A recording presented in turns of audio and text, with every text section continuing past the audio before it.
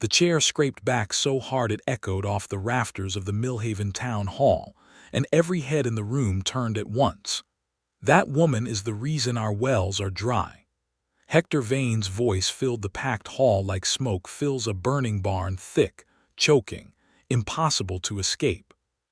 He stood at the front of the crowd with his thumbs hooked into his belt and his jaw set hard, and behind him were 43 men and women of Millhaven, Texas, in the summer of 1882, who had not had a decent rain in 14 months and who had run out of patience and reason in roughly equal measure. In the corner near the back door stood Elsie Shepard. She was 26 years old, dark-haired, with the kind of hands that showed real work, and she stood with her arms at her sides and her chin lifted at precisely the angle of someone who refuses to give anyone the satisfaction of watching her flinch. But her eyes were doing something different entirely. They were very bright and very still, which is what happens to a person's eyes when they are holding back something enormous. "The Shepard land sits on top of the only underground spring in this county," Vane continued, pacing now, enjoying the audience, letting the betrayal he claimed she had committed sink into the crowd like a stone sinking through still water. "Her grandfather dammed it. Her father maintained that dam. And now she sits on 30 acres of green grass and growing crops while every one of us watches our cattle die in the dust. You tell me that is not a hidden motive. You tell me that is not a trap she has set for this whole community." The murmuring rose and fell and rose again. The door at the back opened. A man stepped inside, and the light from the last of the late afternoon sun came in around him in a long gold bar that cut across the dusty air of the hall and lit the faces of the people nearest the door. He was tall, lean in the way of men who work from before dawn to after dark every single day, with dark brown hair pushed back from his forehead, and a jaw that needed shaving and boots that were covered in the red dust of a hard ride. Joseph Norris was 31 years old, and he had been riding since 3 in the morning to make it back from Abilene in time for this meeting, because someone had sent him word about what Hector Vane was planning to do to Elsie Shepard, and that word had sat in his chest like a burning coal the whole 400 miles home. He took one look at Elsie standing alone in that corner, at the 43 faces turned toward Hector Vane like sunflowers toward a poisonous sun, and something in him went absolutely cold and absolutely certain at the same time. He walked to the front of the room. "Joseph Norris, you just got back," someone said.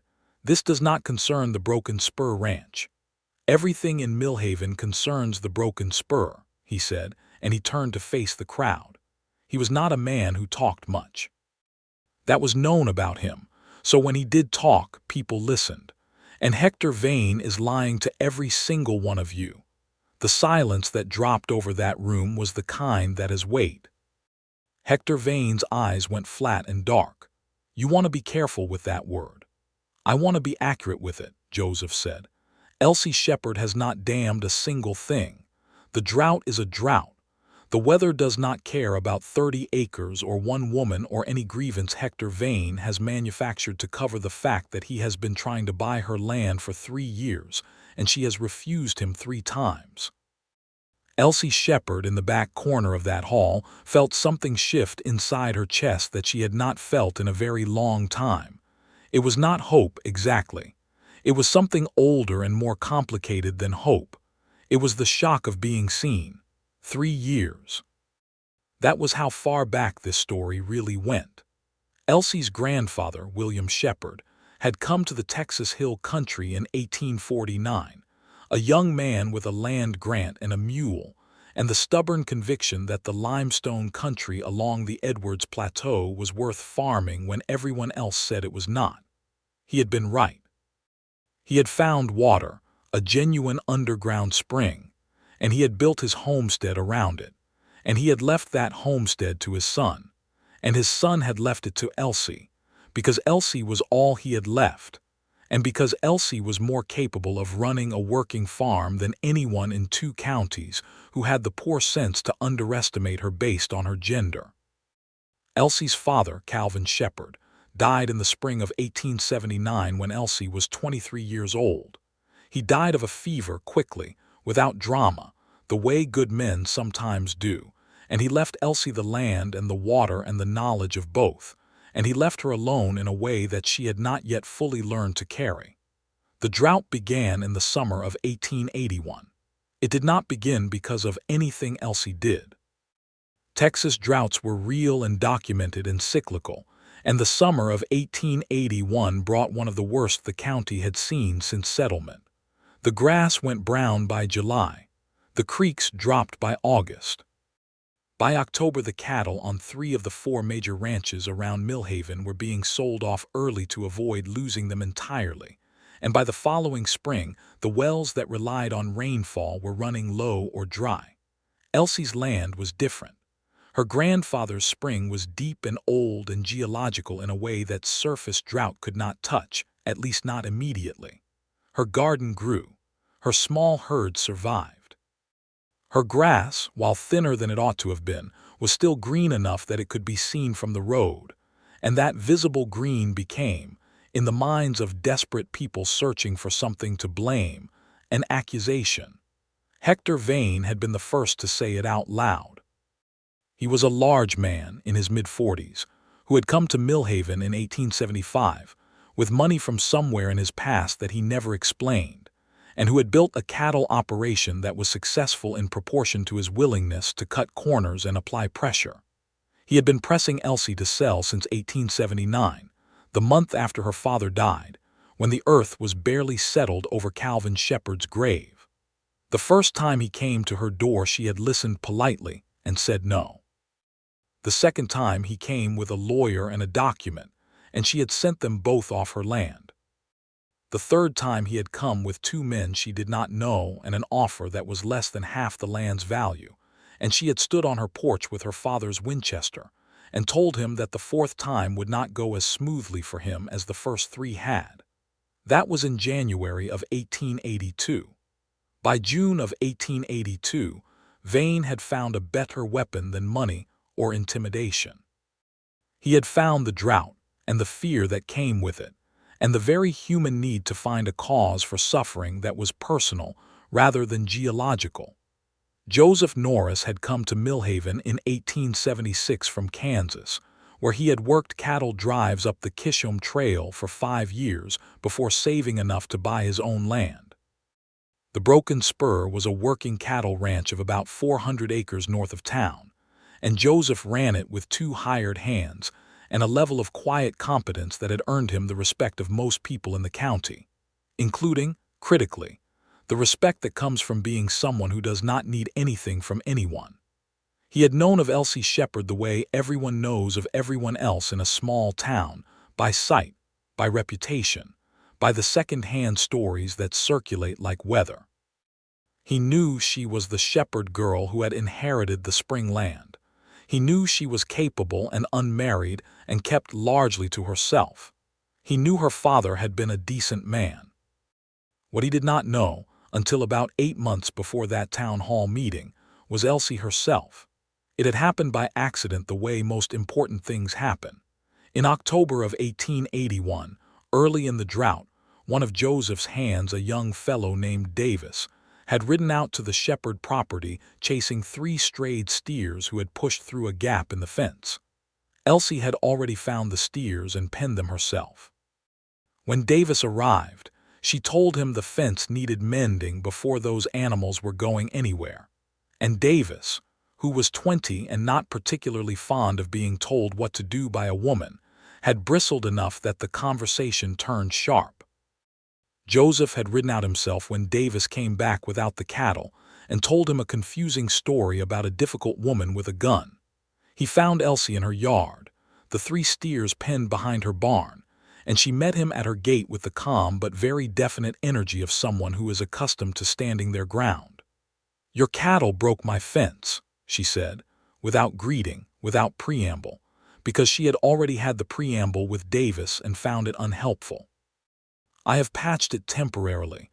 I would appreciate a permanent repair and the assurance that it will not happen again." "It will be repaired by tomorrow morning," he said. "Tonight," she said, He looked at her. She looked at him. It was one of those moments that are actually much longer inside than they appear from outside, because something was being assessed on both sides simultaneously, and what was being assessed was not the fence. "Tonight," he agreed. He came back with tools and wire at 4 in the afternoon and worked until the light failed. She brought him water twice without comment and did not make small talk, but when the work was done and he was packing up the tools, she came to the gate again and said, "It is a good repair, thank you." "I am sorry about the fence," he said, "and about Davis." "Davis needs practice talking to people," she said. "He does," Joseph said. And something shifted. The air changed. They were both aware of it and neither of them acknowledged it, and Joseph rode home in the dark with the distinct feeling that something had begun that he had not planned and could not entirely name. He found reasons to pass her property after that. Not contrived reasons. He was too honest for contrivance. But he noticed when his route to town took him past her gate, and he began to take that route more often than the shorter one to the north. Sometimes she was in the yard or the garden, and she would raise a hand in acknowledgement. Twice she was at the gate as if she had seen him coming, which she might have, because the road was visible for a quarter-mile from her front porch. In December of 1881, 2 months into the drought, she was at the gate when he passed, and she said, "Are your wells holding?" "Barely," he said. "Yours. The spring is deep. It will last longer than the shallow wells." She paused. "If it gets desperate, you should know I am willing to share." He had stopped his horse, looked at her. "That is a generous offer." "It is a practical one," she said. "I cannot watch cattle die of thirst from my porch." He had thought about that for days afterward, her practicality and her generosity folded together into the same gesture, and the fact that she had offered it without being asked and without wanting credit for it. In January, the month of Hector Vane's third visit and the Winchester on the porch, Elsie had driven into town for supplies and had found 3 women who would not meet her eyes and 1 who had crossed the street to avoid her, and she had driven home again with a tightness in her chest that she was too proud to call fear. She had been aware for some weeks that something was forming in Millhaven, a mood, a tide moving in a direction that was not friendly. She had not told anyone this. She had no one to tell. Joseph found out about Vane's third visit not from Elsie but from the hardware store owner, Porter Haynes, who had happened to be on the road that day and had seen the 3 men ride away from the Shepard property in a state that suggested things had not gone as planned.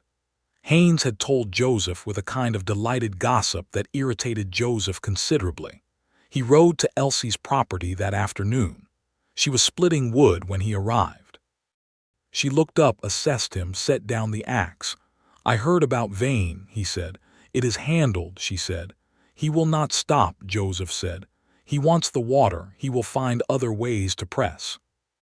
"I know what he will do," she said. "I have known what he would do since the second time he came. He will turn the town against me. He has already started. 3 women in town today did not speak to me." Joseph got down from his horse. He stood on the outside of her fence because he had not been invited inside, and that felt important to respect. "I want you to know," he said slowly, because he was a man who chose words the way a careful person picks their path across uncertain ground, that if Vane moves against you formally, you will not be standing alone. She studied him for a long moment. Her expression was the particular expression of someone who has learned to be cautious about offers of help because help has carried conditions before. "Why?" she asked. It was the right question and he respected her for asking it. "Because what he is doing is wrong," he said, "and because I think you are worth standing next to." She was quiet for long enough that the horse stamped and blew through its nose and the sound of a distant hawk came and went. Then she said, "Come around through the gate then. I will put on coffee." That was the afternoon everything changed between them, though neither of them would have named it that at the time. They sat at her kitchen table, a solid oak table her grandfather had built, and drank black coffee from tin cups, and talked. Not about Vane, not about the drought, not about the practical crisis that was building around them. They talked about Kansas and Texas, and the particular quality of silence in high limestone country, and about her grandfather's journals, which she had read cover to cover 3 times, and about the cattle drives Joseph had ridden up the Kishom Trail, the vast mechanical river of longhorns that he had walked beside for 5 seasons before the railroads changed everything. She was funny, he discovered. Not in a performing way, not in the way of someone who has learned to use humor as armor, but in the way of someone who sees the precise and sometimes absurd truth of things and says it without decoration. When she described Hector Vane's lawyer, and the way the man had kept adjusting his collar in the heat while trying to sound authoritative, she did it with 3 words and a look that made Joseph laugh out loud, which surprised him because he had not laughed like that in some time. He stayed 2 hours. He left before dark. On the ride home, he felt something he had been carrying loosely for years, a low-grade loneliness, the kind that a working man fills with enough labor that he mostly does not notice it suddenly and distinctly clarify itself. He noticed it because it had changed. It was lighter. He came back the following Sunday. That visit was shorter, because Elsie had work she was in the middle of and made no apology for it. But she let him help, and they worked together in her storage shed, reorganizing winter supplies with an ease that was surprising given how little time they had actually spent together. There was a moment, passing each other in the narrow space between the shelving and the wall, when their hands touched, just the brief, accidental contact of knuckles against the corner of a wooden crate, and both of them went still for a half-second before continuing, and neither of them said anything, but that half-second sat between them like a lit match. February came. The drought deepened. 3 of Joseph's steers died within the same week, not from thirst but from the cumulative stress of diminished water and reduced grazing, and he spent those 3 days doing the grim math of a rancher who may have to make hard choices. He did not visit Elsie that week. He was too tired and too grim, and he did not want to bring his grimness to her door. She came to his. On a Thursday morning she rode up to the broken spur with a pack horse behind her, and on the pack horse were 2 barrels of water from her spring and a crate with enough salted provisions to last his hands a week. She did not make ceremony of it.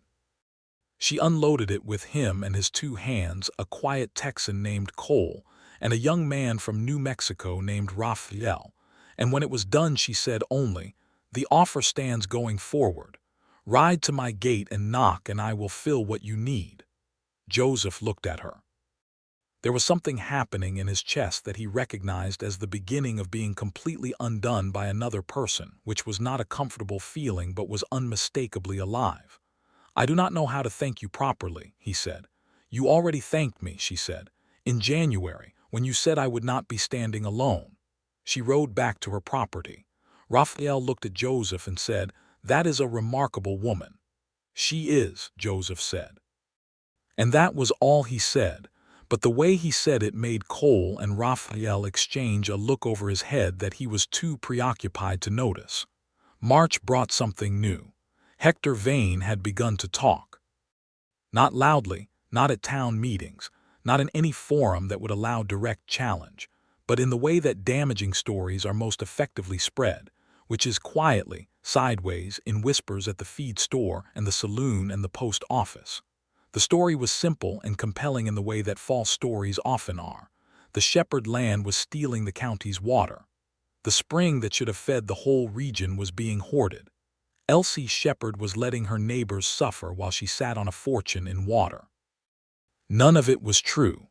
The hydrology of underground springs in the Edwards Plateau did not work the way Vane implied. A deep spring fed by ancient aquifer water was not a shared resource in any meaningful geological sense. Elsie's spring had nothing to do with the shallow wells that were going dry. But hydrology was not the language Millhaven spoke when it was frightened and thirsty. Elsie heard the rumors in April. She heard them from the one woman in town who was still genuinely friendly to her. A woman named Martha Greer, who ran the dry goods store and who had known Elsie's father, and who told her with a direct and pained honesty that the mood in town was shifting in a way that Martha thought Elsie needed to know about. Elsie drove home from that conversation with her hands very steady on the reins and her jaw tight. She unhitched her horse and turned her out and went inside and sat at her grandfather's kitchen table, and she sat there for a while in the particular stillness of someone who is deciding what to do. She could fight it. She could go to each person who had heard the lie and tell them the truth. But she had lived 26 years on this earth, and she knew that a lie told in fear finds purchase that the truth struggles to match, especially when the truth requires people to understand something as abstract as underground geology, and especially when Hector Vane was actively planting the lie with the skill of someone who had done this kind of thing before. She could sell. She could take whatever Vane offered and leave, and the thought of it turned her stomach in a way that was physical and immediate. This was her grandfather's land. This was where her father was buried, in the small plot under the live oak at the eastern edge of the property. This was the only home she had ever had, and she would not give it up to a bully with a manufactured grievance, not while she had any alternative. She could wait. She could hold on and trust that the drought would eventually break and that the town's fear would recede with it. But something in her, the part that had been watching Vane move for 3 years, told her that he would not wait. He would push this to a confrontation before the drought broke. She was right. In June, Hector Vane called the town meeting. He had been building to it for weeks. She could feel it the way you feel weather changing, in the quality of silence when she rode through town, in the way conversation stopped near her and resumed after she had passed. 3 days before the meeting, she had received a note under her door that said only, "Do not go to the meeting," which she interpreted as a warning from a friend who did not want to be named, and which she interpreted also as a reason that she absolutely had to go. She went. And so had Joseph Norris, who had received his own warning via a rider sent from Martha Greer's husband, who had been at the planning stage of the meeting and had heard what Vane intended, and had been alarmed enough to send word to Joseph in Abilene, because among the people of Millhaven, Joseph Norris was the one person considered both independent enough and well-respected enough to say something that might matter. Joseph had ridden through the night. Now he stood at the front of the town hall, and Hector Vane's jaw was tight, and 43 people were very quiet. "Vane has been trying to buy the Shepard property for 3 years, Joseph said again, his voice level and carrying. He wants the water for his cattle operation. When she refused him, he found a way to make the town do his bidding for him. He has told you that her spring is stealing from your wells. That is not how underground water works, and any man here who went to the trouble of asking someone who knows a geologist, a hydrologist from the university in Austin, would already know that." "He speaks for the Shepard woman," someone said from the crowd. "I speak for the truth," Joseph said. The two happened to coincide. Vane took a step toward him. The room felt it, a shift in the air, the way a room shifts when something real and dangerous is about to happen. "You have a personal interest in that woman and her land," Vane said, his voice low and loaded with implication. Something moved through Joseph's face, not quite anger, more like a decision being made. "My personal interest is in being honest with my neighbors," he said, "which is more than can be said for you." "Then let the town decide," Vane said, throwing it open to the room, and this was the moment that Elsie had been dreading because she knew that in the democratic forum of a frightened crowd, truth does not always win. Martha Greer stood up. She was a small woman, somewhere in her 50s, with iron-gray hair and the kind of moral courage that tends to live in small women who have spent decades being underestimated. "I want to say something," she said, and the room settled because Martha was liked, because she extended credit at the dry goods store when families needed it and asked for nothing in return. "What Elsie Shepard has done since this drought began," Martha said, "is bring water to 3 families in this county who could not afford to dig deeper wells. She has done it quietly, without announcement and without charge. I know this because I know 2 of those families personally. Hector Vane has brought those same families nothing but higher lease fees. The room shifted. It was subtle but real. Old Buster Calloway, who was 72 years old and had been ranching in the county since before half these people were born, stood up slowly from his seat. "My grandfather and William Shepard came to this county the same year," he said. "I will tell you what I know. That spring has nothing to do with your wells. It never has. It is a different geological formation entirely. I heard this from a survey man back in '67. If Hector Vane is telling you otherwise, he is selling you something." The tide was turning and Vane felt it. His face went a darker color. He turned to look at Elsie in the back corner of the room, and the look he gave her was not the look of someone losing an argument. It was the look of someone who has not finished yet. Elsie met his eyes and held them. The meeting broke up 40 minutes later without any vote or resolution in Vane's favor, and people filed out with the subdued energy of a crowd that has been stopped short of a mistake and is not entirely sure how to feel about being stopped. Some of them would feel relieved by tomorrow. Some of them would resent the relief. Elsie stood at the back of the room as people passed her, and some nodded and some did not, and she kept her chin level and her hands still at her sides. Joseph was the last one out after Vane had gone with 2 of his associates, and he crossed the room to where she stood and stopped a decent, respectful distance from her, and they looked at each other. "Are you all right?" he asked. She took a breath. "Yes," she said, then after a pause, "Thank you," he nodded. "Martha and Buster did the real work." "You gave them the opening," she said. He did not argue. They walked out together into the long blue evening of a Texas June, and the street was mostly empty now, and the air smelled of dry grass and distant possibility, because somewhere very far to the southwest there was a cloud building that Elsie had noticed earlier and said nothing about because she was not going to let herself hope. But it was there. "Walk with me," she said. He did. They walked to the end of the main street and past it, out onto the flat ground south of town, where the live oak trees grew in clusters and the land rolled away in long golden distances, and neither of them spoke for a while because the speaking that needed to happen was the kind that required a little room around it. "He is not done," she said finally. "No," Joseph agreed. "What will he do next?" Joseph had been thinking about this since the meeting broke up. "He will try to find something legal. Something about the land title or the water rights. He has money enough to hire lawyers. I know. My father was careful with the deed. The water rights are attached to the property. They are not separate and they cannot be separately sold or contested." She paused. "But a determined man with lawyers can make life very difficult even when the law is on your side." "Yes," he said. They stopped at a live oak that had a low horizontal branch, and Elsie sat on that branch naturally, the way she had probably sat on it before, and the fading light was gold on her face and in her dark hair, and Joseph stood near her and thought that he was in considerable difficulty, which was a calm way to think about the fact that he was falling in love with her. "Why did you ride through the night?" she asked. "Because I said you would not be standing alone," he said. She looked at him steadily. "You have been a friend to me since October, more than a friend." She paused. "I am not a woman who says things she does not mean, so I am going to say this plainly. I trust you. That is not a small thing. I do not trust easily." "I know," he said. "I think you feel something," she said. "I think I feel something also. I want to be honest about that because I think dishonesty at the beginning of things makes everything harder later."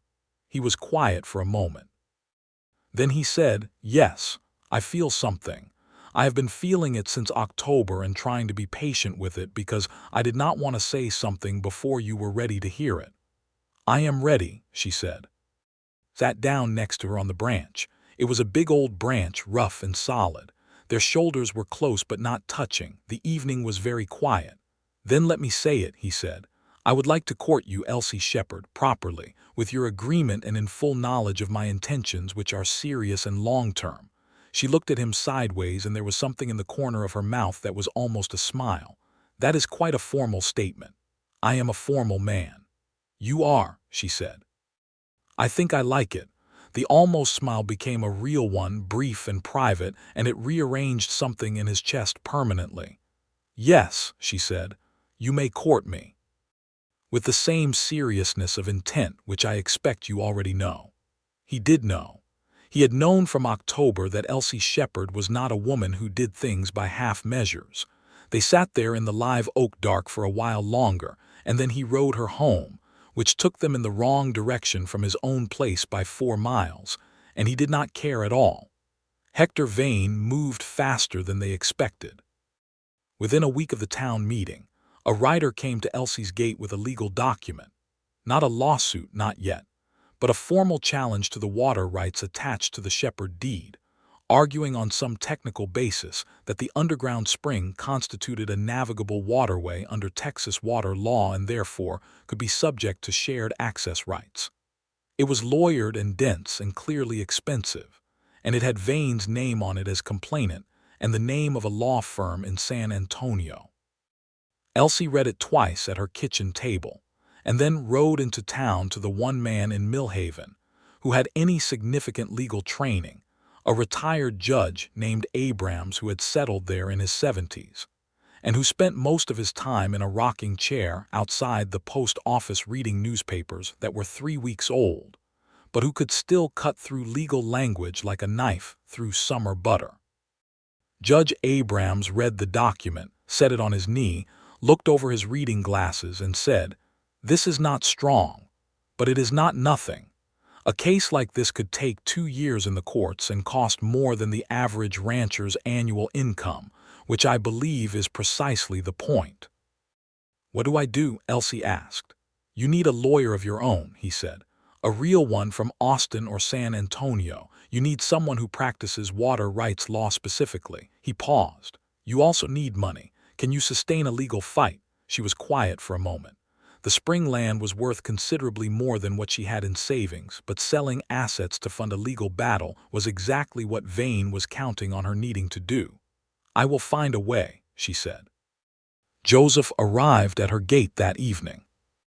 She had not sent for him and was surprised to see him, and then immediately was not surprised because she was learning the way he worked, which was to understand the shape of a problem and appear at the moment he was needed. "Abrams told me about the document," he said. She opened the gate and let him in. They stood in her yard in the warm evening, the fireflies just starting their small and persistent declarations. "He should not have told you," she said. "He asked my opinion. I told him you would need financial support for the legal fight. I do not want your money, Joseph." "I know that," he said. "What I am offering is a loan with written terms which you can repay when you choose. I am also offering a different possibility." He paused, and there was something in his face that was both very certain and, she was interested to notice, genuinely nervous. "You could marry me." She went still. "That is not a romantic proposal," he said quickly. "I mean, it is not only practical. But I am being honest that there is a practical element, which is that married to me, your property becomes connected to mine in the eyes of the county, and Vane's challenge becomes significantly more complicated legally and politically. A small farm woman alone is a softer target than a ranching family." "A ranching family," she repeated. "If you will have me," he said, and now the nervousness was very clear and she found it unexpectedly deeply affecting. "We have been courting for 1 week," she said. "I know. I told you my intentions were serious." She looked at him. She took a full, careful accounting of what she knew about Joseph Norris, which was, he had shown up when it cost him something. He had told her the truth even when he did not have to. He had repaired her fence when his hired hand broke it, and had not made it an ordeal or an imposition. He had ridden through the night. He had sat beside her in a town hall and told 43 people that the woman they were blaming for a drought was being wronged, which is not a small thing to do in a small town. He had offered help in every form available to him, and had always let her choose whether to take it. He was patient and honest and quietly funny, and he sat beside her on a tree branch in the evening and did not fill silence with noise. He was also, she knew, afraid right now. The nervousness she could see was real, and she appreciated the reality of it because a man who felt nothing would not be nervous. "I need to think," she said. "Of course," he said. "I need 3 days," she said. He nodded. He left. He did not push, did not follow up the next day, did not send anyone with messages. She respected him for it. On the third day she rode to the broken spur. It was a clear morning after several days of humid build, and the air had that charged quality that sometimes preceded rain without delivering it, and the broken spur looked like what it was: a working operation, not fancy, not ornate, with a solid house and a solid barn and fencing that was well maintained and a kitchen garden that was surviving the drought because someone had been careful with the water. Joseph was at the corral when she rode up. He stopped what he was doing and came to the fence. "Yes," she said.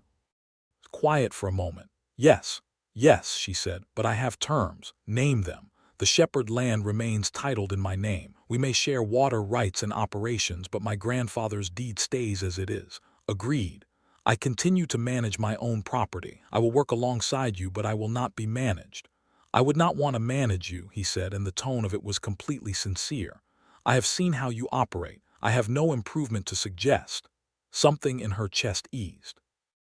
"And the proposal I accept is the real one," she said. "Not the practical one. I understand the practical considerations. But I want it clear between us that I am saying yes to you, not to the strategy." He came through the gate of the corral and stood in front of her and looked at her with an expression that was very direct and very full. "I would not want it any other way," he said. "I love you, Elsie.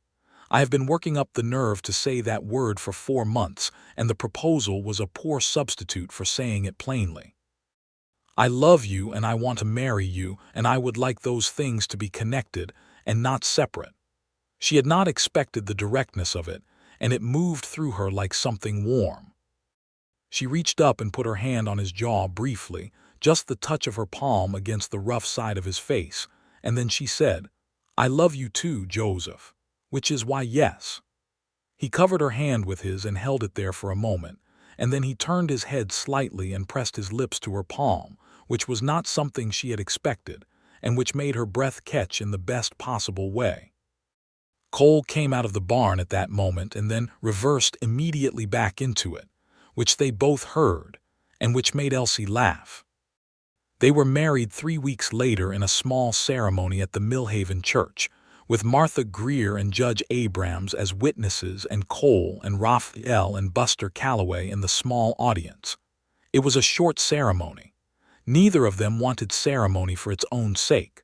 What they wanted was the thing the ceremony was about, which was the permanent declaration of a choice. That evening, after the few guests had gone home, and the June heat had settled into the cooler blue of night, they sat on the porch of what was now, at Joseph's insistence, their house, meaning the broken spur house into which Elsie had brought her grandfather's kitchen table and her father's Winchester, and 3 boxes of books, and they watched the sky and talked about nothing particularly important, and the ordinariness of it was the most extraordinary thing either of them had felt in some time. Hector Vane, when he heard about the marriage, did something that told Joseph he was angrier than he had shown. He doubled down. Within 2 weeks of the ceremony, the legal challenge became an actual lawsuit, filed in the county court with the same San Antonio law firm. The suit now named both Elsie and Joseph as defendants and added a new allegation: that the diversion of spring water to neighboring properties, specifically the instances where Elsie had brought water to struggling families, constituted unauthorized commercial water use. It was, Judge Abrams said grimly, more sophisticated than the first attempt. They hired their own lawyer, a woman from Austin named Catherine Vale, which in 1882 was unusual enough that Vane's lawyers initially underestimated her, which was a mistake.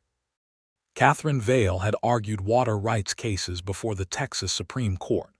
She had a reputation for being more prepared than everyone else in the room, and for never saying anything she could not prove.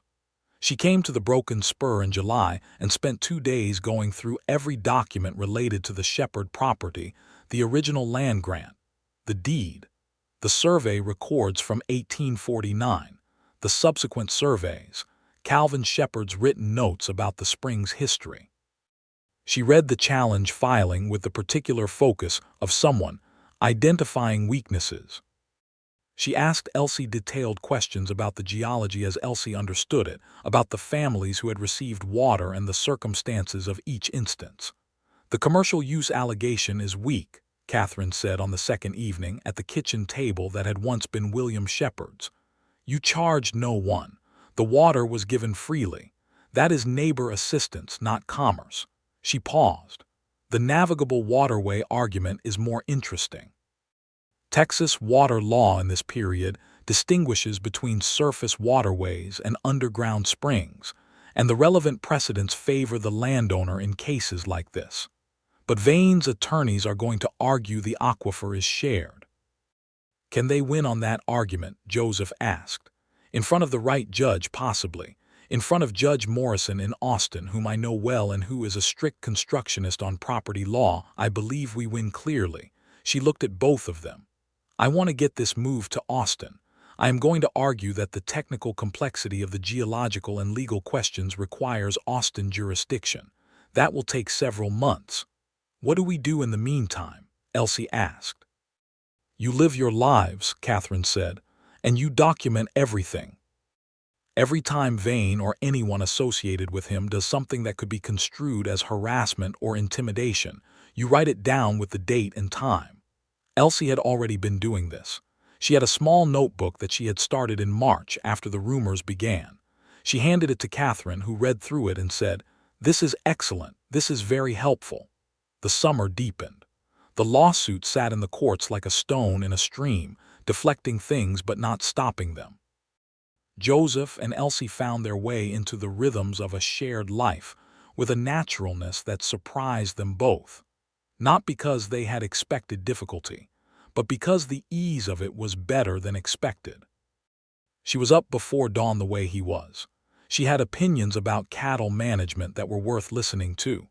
He had opinions about her crop rotation that she found, after initial skepticism, to be worth considering. They disagreed about things and argued about them directly and reached conclusions. It was the kind of partnership that requires two people to actually see each other clearly, and they were both sufficiently honest to do that. In August, something happened that changed the town's mood more dramatically than any legal argument could have. It rained. Not a light rain, not a teasing sprinkle, a 3-day storm that came up from the Gulf and sat over the county, and dropped more water in 72 hours than the region had seen in the previous 18 months combined. The creek beds that had been dusty gullies ran brown and full. The shallow wells began to recover within a week. The grass, the brown, defeated, summer-long dead grass, showed the first hair of green within 10 days. People felt the change in themselves the way you feel a fever break. The tight, desperate, frightened mood of a community that has been afraid for too long lifted with the water table, and what was left in its place was something quieter and, in some cases, something that felt uncomfortably like shame. 3 families came to the broken spur within 2 weeks of the rain. They came separately at different times, and they said different things in different ways, but the substance was the same. They had listened to Vane. They had said things about Elsie that they should not have said, believed things they should have questioned. They were sorry. Elsie received each of these visits with a directness that was neither cold nor warm but was absolutely honest. She accepted the apologies as genuine.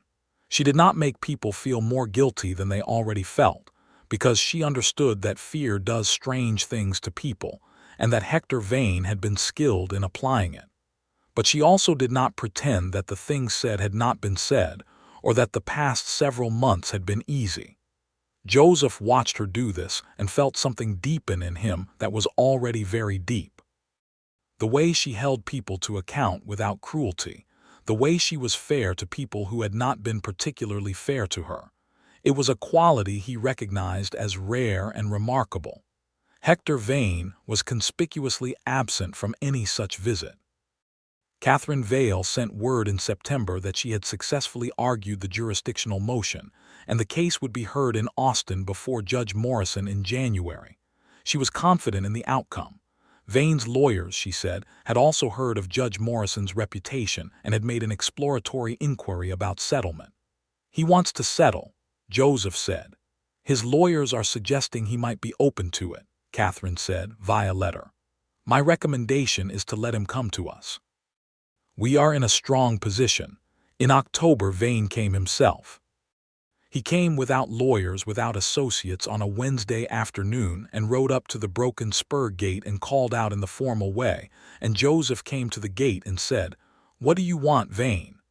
"A conversation," Vane said. "Elsie," Joseph called. She came from the barn.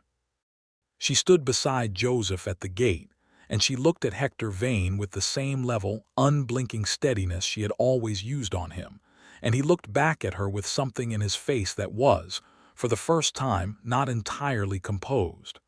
"I am withdrawing the lawsuit," he said. Neither of them spoke.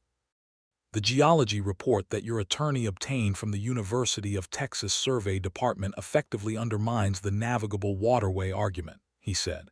He was being precise and professional about it, which was how he operated, how he had always operated as a businessman making calculations.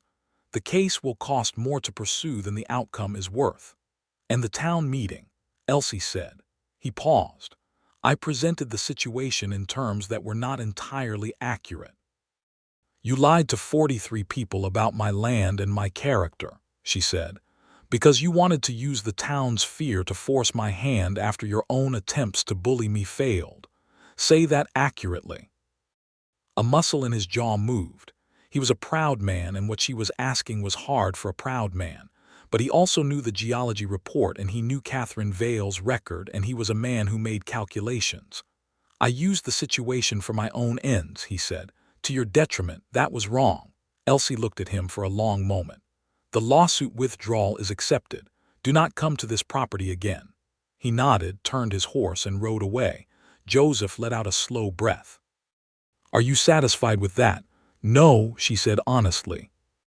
"But I am not sure more satisfaction is available from that man, and I would rather have the thing closed than hold out for an apology that would not be genuine." She looked at where Vane had disappeared down the road. "What I am satisfied with is that he failed. Thoroughly." "He did," Joseph agreed. She turned and looked at him, and there was something different in her face, a releasing of something she had been holding for a long time. "It is over," she said. "It is over," he said. She stepped into him then, not dramatically, not with performance, just stepped the 2 steps between them and put her arms around him, and he put his around her, and they stood like that in the autumn afternoon, in the relief of it, in the end of something that had taken so much out of both of them.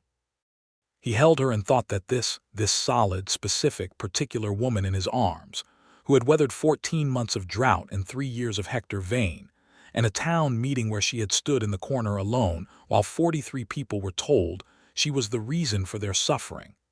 This was the most remarkable person he had ever known, and he was going to spend the rest of his life being grateful that he had ridden back from Abilene in time.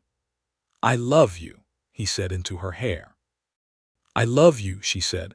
"Let us go inside. I will make coffee." They went inside. The legal withdrawal arrived formally in November, signed and filed. Catherine Vale wrote to say that Vane had also paid the legal costs as part of the settlement, which was not standard but which she had insisted on as a condition, and which Vane had accepted, which told Catherine everything about how weak his case had actually been. The broken spur and the Shepard property people still called it the Shepard land, and Elsie had no desire to change that. Entered the winter of 1882 with 2 connected operations, and a shared fence line that Joseph and Cole had extended in October to allow easier movement between the 2 properties. The spring continued to run. The winter rains were better than anyone hoped. Elsie discovered in December that she was pregnant. She told Joseph on a Sunday morning over coffee at William Shepard's kitchen table, which sat now in the broken spur kitchen where it felt perfectly at home, and she told him directly, without preamble, because that was how she operated.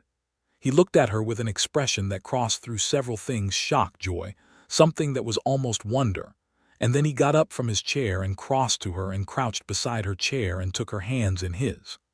"Are you well?" he asked. "I am very well," she said. "Are you happy about this?" She considered the question with the seriousness she gave to all genuine questions. "I am," she said. "I did not expect to be, quite yet. It is sooner than I had planned, but I am." She looked at him. "Are you?" He was quiet for a moment, and then the expression on his face settled into something that was completely uncomplicated, which was unusual for him. "I am so happy about this," he said, "that I can barely account for it." She smiled then, a full and completely unguarded smile, the kind he had been working toward for over a year, the kind that rearranged her whole face. She covered his hands with hers. "Good," she said, "then we are agreed." The winter was kind.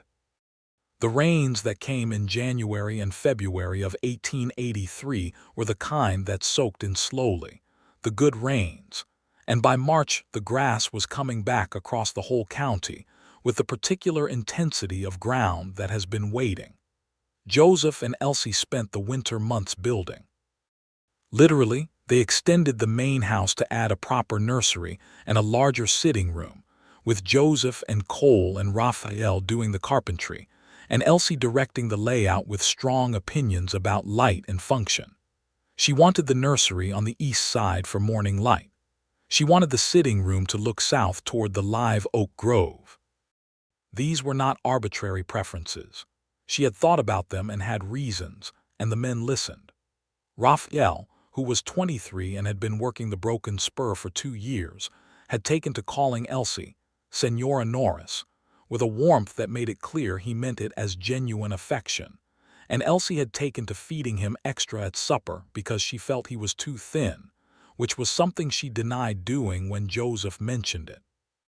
Cole, who was from East Texas and had been with Joseph since Abilene, was quieter but equally certain in his approval, which he expressed primarily by doing extra work without being asked whenever Elsie seemed tired. Buster Calloway came by in February to bring a baby gift, a hand-stitched quilt that he said his late wife had made before she passed, intended for when one of their children needed it.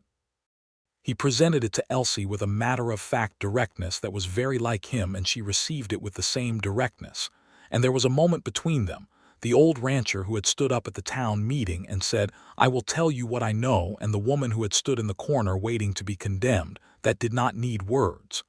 "Your grandfather was a good man," Buster said. "Your father was a good man. This county needs good people in it." "Thank you, Buster," Elsie said. Martha Greer arrived in March with fabric and thread and an opinion about the baby's wardrobe that was comprehensive and kindly impossible to refuse.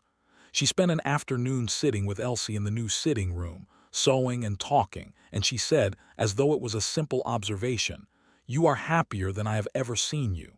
Elsie considered this. "Yes," she said. "You were always self-sufficient," Martha said. "That is different from happy." "Yes," Elsie said again, and looked toward the window and the south light. Their son was born in June of 1883, on a warm morning that smelled of the live oak grove and new grass. They named him William Calvin Norris, for both grandfathers, and he was a healthy, emphatic baby who made his preferences known immediately and loudly. Joseph held him for the first time with the particular stillness of a man who has encountered something that reorders his understanding of what is important, and he held him very carefully and looked at his small face and said nothing for a long time because there was nothing to say that would be adequate.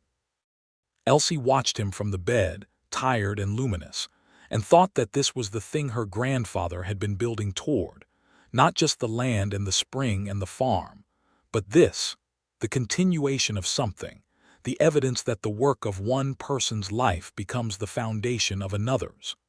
William Calvin Norris grew with the emphatic energy of a child who has inherited opinions from both sides.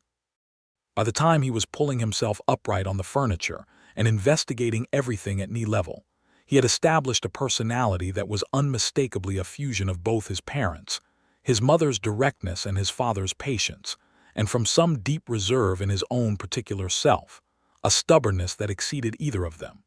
Cole said he had never seen a 10-month-old argue with a chair quite so persistently, and he was not entirely wrong.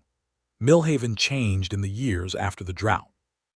Not entirely, not uniformly, but in the way that communities change after surviving something together, with a slightly more honest understanding of their own capacity for fear and of what that fear can be made to do. Hector Vane stayed in the county. He reduced his operations and was noticeably less expansionist than before, and he stayed far away from the Broken Spur and the Shepard land, and most people treated him with the particular courtesy that is extended to someone whom everyone has agreed not to talk about directly. The geological report that Catherine Vale had commissioned was submitted to the county and became part of the public record, which meant that the true nature of the underground spring was no longer a matter of speculation or rumor, but of documented fact. This was something Elsie had insisted on as part of the settlement resolution, and it was, Catherine Vale said, possibly the most valuable outcome of the whole affair, because it prevented the same argument from being made again by anyone in the future. The Broken Spur grew. Not dramatically. Joseph was not a man who expanded for the sake of size, but steadily, with the addition of a modest herd increase in 1884 and an arrangement with two smaller neighboring ranches for shared grazing rights on the north property in the winter months, which was mutually beneficial, and which Elsie had suggested and negotiated herself, to no one's significant surprise. Raphael got married in the fall of 1884. To a woman from San Antonio named Maria, who was a seamstress, and who brought to the Broken Spur community a talent for cooking that elevated everyone's daily life considerably. Cole, who remained determinedly single, appeared to have no objections whatsoever to the improved meals. Elsie's second pregnancy announced itself in early 1885 with less surprise than the first, but no less significance. This time the pregnancy was easier. She was stronger, better rested, less burdened by legal and external crises, and she spent more of it in the particular contentment of someone who has reached a place in life that is genuinely good and knows it. Joseph was different the second time, too. Less awed and terrified, which freed him to be more present.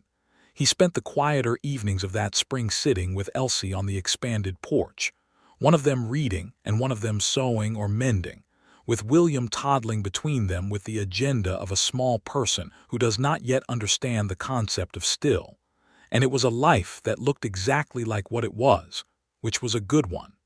Their daughter was born in September of 1885.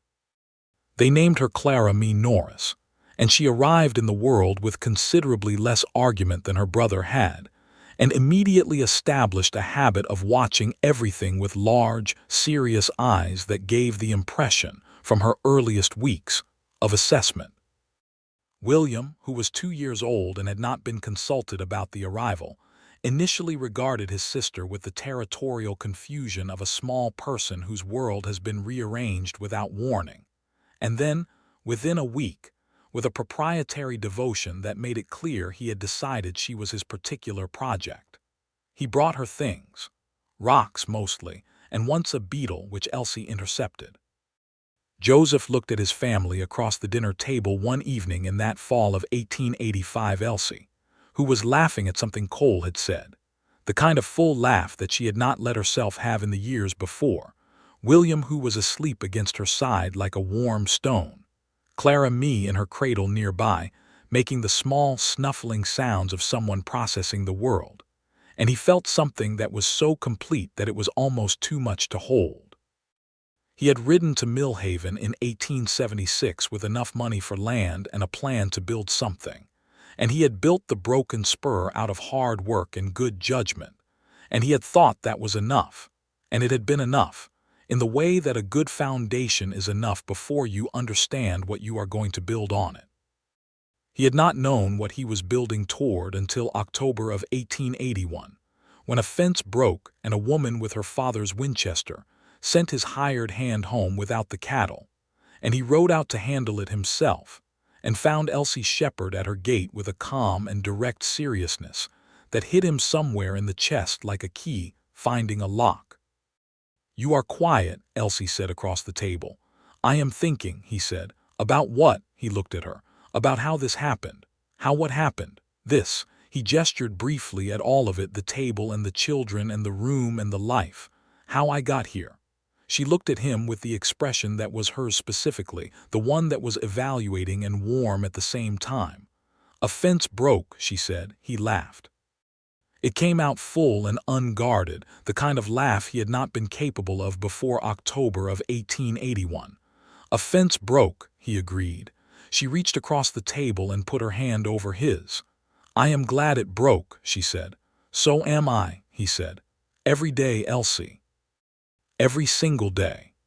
She turned her hand over and laced her fingers through his, and they sat like that in the warm light of the lamp while William slept against her side, and Clara Me snuffled in her cradle, and Cole and Raphael argued cheerfully about something in the yard outside, and the Texas evening settled around the broken spur like something permanent and good. In the spring of 1886, Elsie walked the fence line of the Shepard property alone one morning, something she did every few weeks, a habit from before, from the years of being its sole guardian. The spring was running well. The grass was the best it had been in 5 years. The live oak at the eastern edge of the property was in full leaf, and her father's grave beneath it was tended, as it had always been. She stood at that grave for a while. We are all right, Papa, she said. Better than all right. She had told him about William. She had told him about the lawsuit and the town meeting, which she thought he would have found both infuriating and somewhat entertaining. She had told him about Joseph, which was the conversation she had thought about longest before having it. What she told him now was simpler. The spring is good. The land is good. Clara Me has your stubborn streak, I think, though I have not told Joseph that yet. She walked back to the broken spur in the long morning light, and Joseph met her at the gate with a cup of coffee and one of the looks that said he had been waiting, and she took the coffee and leaned up and kissed him on the jaw the way she did in the mornings, and they walked inside together. The town of Millhaven moved forward with them. Martha Greer extended the dry goods store and hired 2 young women from the county to work it. Judge Abrams finished his newspapers and began writing his memoirs, which Elsie told him she looked forward to reading, and which she actually meant. Buster Calloway, who was 76 by then, had taken to visiting the broken spur on Sunday afternoons to play with William and Clara Me in the manner of a grandfather by adoption, which no one had formally arranged, and no one needed to. Catherine Vale won her next 3 water rights cases in Austin, and wrote Elsie a letter each time that was also something of a continued friendship, and Elsie wrote back with equal consistency, which was the beginning of something that would last decades. By the summer of 1887, Millhaven held its first civic water planning meeting, a real one, organized around actual geology and actual need, with a surveyor from Austin and a hydrologist from the university. And it was Elsie Norris who stood at the front of the same town hall where she had once stood in the corner, and presented the information clearly and without score settling. Because what she wanted for Millhaven was not acknowledgement of what it owed her, but a functional water plan for the next generation. Joseph sat in the audience and watched her and felt the same thing he always felt watching her do something she was good at. A complete and uncomplicated pride that had nothing to do with ownership and everything to do with witness. She presented for an hour. She answered questions. She sat down, and the meeting voted to fund the survey, and it passed with 37 votes in favor and 4 abstentions, and 1 dissent from a man who opposed everything as a matter of principle. Hector Vane was not in attendance. On the way home that night, driving the buggy under a sky thick with summer stars, William asleep in the back and Clara Me watchful as always, Elsie leaned against Joseph's shoulder. The first time I was in that hall, she said, I was wondering whether I was going to have to leave. Leave town, he said. Leave Texas, she said. If Vane had won the meeting that night, I had been thinking about where I could go, somewhere no one knew me, start over. He was quiet for a moment, absorbing this. I am glad you did not have to. I am glad you came back from Abilene, she said. He wrapped the reins around the brake and put his arm around her, and she settled into his side, and they drove through the dark Texas countryside with the stars overhead and the spring land visible in the distance, a slightly greener darkness against the dark, still there, still good, still hers. "Joseph," she said, "I think I am pregnant again." He was still for a moment. Then he said, "How do you feel about that?" "Very good," she said. "You?" "Very good," he said. He turned and pressed his lips to her temple, and she felt the smile against her skin. "What will we name this one?" "Ask me in the spring," she said. "I like to see what I am working with." He laughed again, and the sound of it went out into the warm night and dissolved into the dark, easy and real. Their third child was a boy they named Thomas Buster Norris, the second name offered to Buster Calloway as the gift it was, and Buster received the news with the stoic gravity of a 78-year-old man who has been trying not to show that he has become very fond of this family and who is failing at concealing it entirely. He cleared his throat several times and said, "That is a good name," and then went a look at the sky for several minutes. William, who was 5 by then, decided his little brother was an improvement on the original version of a sibling and immediately set about educating him on matters he considered important, which at 5 included rocks, horses, and the location of the best climbing tree on the property, which was the live oak at the eastern edge of the Shepard land. Clara Mee, who was 3, watched Thomas with the evaluating seriousness that was entirely hers, determined her own conclusions, and turned her attention to other things. She had inherited, as Elsie had told her father's grave she suspected, a particular stubbornness that made her both formidable and excellent company, and she and Elsie had a relationship from very early that operated on a level of mutual directness that Joseph found both amusing and occasionally overwhelming. The Broken Spur became, in those years, something more than a ranch. It became the kind of place that people came to when they needed something, not charity, not intervention, but the particular resource that comes from people who are genuinely stable and genuinely willing. Elsie organized the water-sharing arrangement that the 1887 survey had recommended, and it worked, and the county's relationship with Drought changed from fear to management. She was not a saint about any of it. She had a temper that was precise and usually justified, and she applied it when she needed to, and she had long opinions about certain subjects and a short fuse about certain kinds of dishonesty, and she was not universally easy to know, because easy to know is not the same as worth knowing, and Elsie Shepard Elsie Norris was definitely the latter. Joseph loved her in a way that only deepened with time and familiarity, which is the best kind of love and the kind that is easiest to overlook from the outside. He loved her particular intelligence and her particular humor and her particular stubbornness, and the way she cried at things she thought were beautiful, and denied it immediately after. He loved the way she managed their children, with the same serious respect she gave to adults, plus considerably more patience than she would ever admit to. He loved the way she still sat on the low branch of the live oak when she needed to think, and the way she always made coffee strong enough to stand in, and the way she looked at him across rooms, across tables, across years, with the same direct, full, unguarded look that had begun on a summer evening in 1882 when he had sat beside her on a tree branch and told her he would like to court her. In 1890, 8 years after the town meeting where he had stood up and said she was not the reason for the drought, Joseph Norris and Elsie Norris stood together at the dedication of the Millhaven County Water Survey Station, the first such county facility in the region, built on the geological work Elsie had driven and funded and organized. There was a small ceremony. There was a sign with her name on it as lead organizer and his as principal donor, side by side, the way their lives were organized side by side, each with their own weight and purpose. Buster Calloway was there at 81, in a chair because his legs were less reliable than they had been, but his mind was precisely as sharp. He watched the dedication from his chair and afterward caught Elsie's hand and held it for a moment. And she sat beside him, and they talked about her grandfather, whom he had known when they were both young men with more stubbornness than sense, and how William Shepard would have found the day both satisfying and embarrassing, because he had been a man who did not like fuss. "He would have liked you," Buster said, meaning Joseph. "I know," Elsie said. "They would have argued about cattle management and both been right." Buster laughed.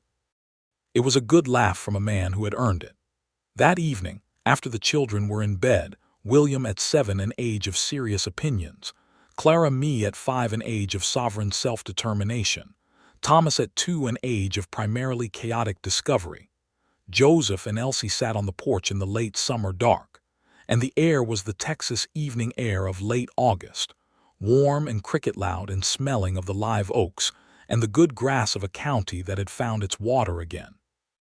"I have been thinking," Elsie said, "about what happens next, and I think the Shepard property should have a name," she said. "It has never had a name. It was always just the Shepard land, which was a description, not a name." "What name?" he asked. She was quiet for a moment. "Spring Oak," she said, "for the spring and the live oak at the eastern edge, where my father is buried." She paused. "And where I intend to put a bench eventually so that whoever lives there after us has a place to sit and think." "Spring Oak," he said. It was a good name. It had the right qualities, settled and specific, rooted in the actual geography of the place. "And I think," she continued, "that William should know the history of both properties. All of it. The Drought and the town meeting and Vane and all of it. Not as a grievance to carry, but as a history to understand, so he knows what the land cost and what it means." "Yes," Joseph said. "Clara, me, and Thomas too." "Of course," she said. "But William first, since he is old enough. He has been asking about the spring." Joseph nodded. He had noticed this, William's growing interest in the land, in the water, in how things worked. The child had inherited his mother's investigative instinct and his father's patience, which was a combination that would take him somewhere eventually. "We will tell him together," Joseph said. "Yes," Elsie agreed. The crickets sang. The stars arranged themselves over the Texas hill country the way they had arranged themselves since before anyone had been there to see them. The spring on the Shepard, on the Spring Oak land, ran steadily in the dark, feeding the shallow places and the deep places both, geological and ancient and utterly indifferent to the human dramas that had played out above it. Elsie leaned against Joseph's side. He put his arm around her. They sat that way for a long time, in the comfortable and inhabited silence of two people who have said what needs to be said and are now simply being together, which is its own language and requires no translation. William Calvin Norris would grow up to be a hydrologist. He would study at the University of Texas in Austin and would return to Millhaven County with knowledge that transformed the region's relationship with groundwater, and the work his mother had started with the 1887 survey would become, in his hands, something recognized beyond county lines. Clara me Norris would become a lawyer, following Catherine Vale's example with the particular determination of a woman who had grown up watching her mother navigate a world that underestimated her, and had decided to build a professional life specifically designed to be difficult to underestimate. She would argue cases in Austin and San Antonio and would win more than she lost, which she considered an acceptable record. Thomas Buster Norris, the youngest, the chaotic one, would ranch. He would love the land with an uncomplicated devotion that was not ignorant. He had grown up with too much knowledge for that, but was genuine, and he would run the Broken Spur with the same steady competence his father had shown, and the Spring Oak property alongside it, and he would put a bench under the live oak at the eastern edge the way his mother had planned to, and he would sit there sometimes in the evening and think about things, and the spring would run nearby, as it always had. But all of that was future, and futures are built from presents, and the present was this. A porch in Texas in 1890, a man and a woman who had found each other at the intersection of a broken fence, and a town that was afraid, who had stood side by side through drought and legal threat, and the particular hostility of a community that needed someone to blame, and who had built something from it, not in spite of the difficulty but woven through it, strengthened by it, made more permanent by the fact that it had been tested and had held. Joseph Norris had ridden through the night to stand up in a room full of frightened people and say that Elsie Shepard was not the reason for their suffering. And Elsie Shepard had stood in the corner of that room with her chin level and her hands still, and had watched a man she barely knew choose her, not for any strategic reason, not for any personal advantage, but because she was right and he knew it and he had been raised to say so. That was where it had started.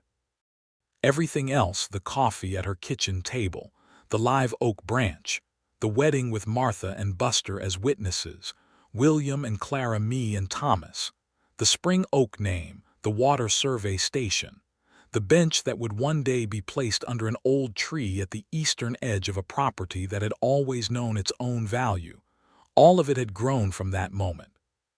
From a man who stood up, from a woman who was worth standing up for, from the particular and ordinary miracle of two people who see each other clearly and say yes to what they see. The Texas night settled around them. The spring ran. The oak stood. The broken spur and the spring oak land lay connected under the same wide sky, part of the same life, part of the same story. And Elsie Norris, who had once stood alone in a corner waiting to be condemned, leaned into her husband's side and felt, with a completeness that had taken years and work, and the willingness to trust a man who repaired fences at night and rode through the dark to stand beside her, felt, completely and finally, at home.